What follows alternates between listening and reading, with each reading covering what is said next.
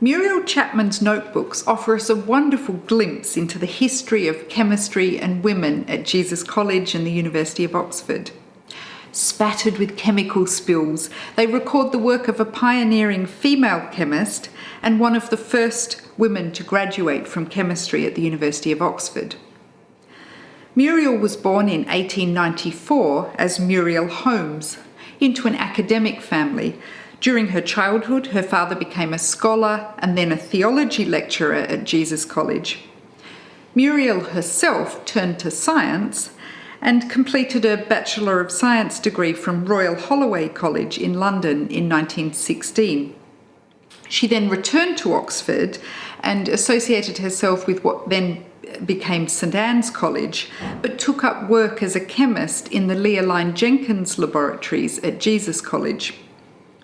These laboratories had been established 10 years earlier under the leadership of the college's chemistry fellow, a renowned physical chemist called Dr. David Chapman, who possessed degrees in both chemistry and physics.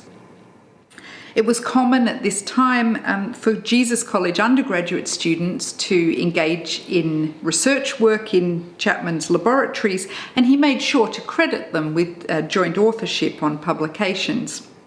This must have created a really exciting scientific environment within the college, and chemistry and physics were very strong subjects in the college at the time and remain so to this day at Jesus College. Muriel would have worked alongside these undergraduate students from the college, as well as David Chapman himself, in the Leoline Jenkins laboratories. There was clearly romance in the chemistry because a few years later, in 1918, Muriel married her supervisor, David Chapman, who was twice her age.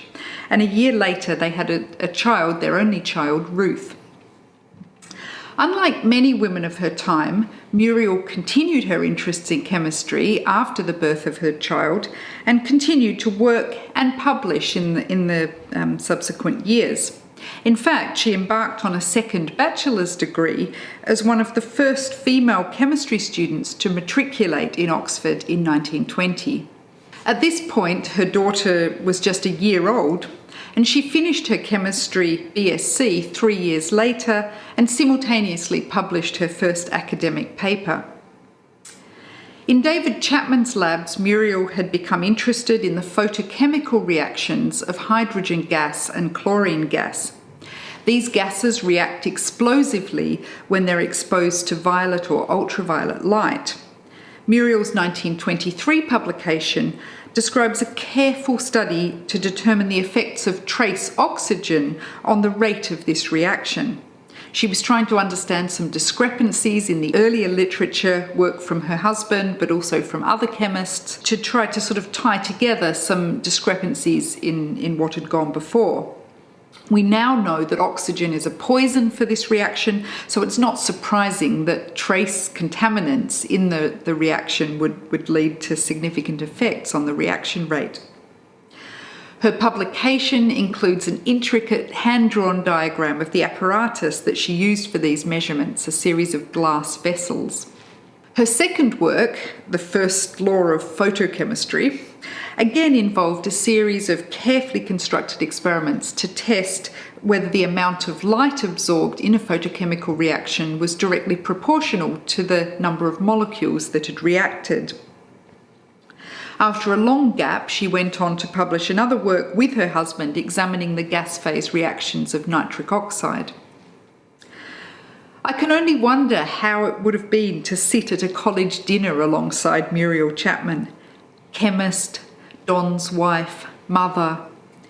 Were she around today, I can imagine that there would be lively scientific discussion with current physical chemistry tutor Professor Mark Breward in the college, who also pursues research in gas phase reaction dynamics, but uses equipment and techniques for monitoring these reactions that would have seemed like science fiction to Muriel Chapman back in the days when she was doing her research with her hand-built glassware.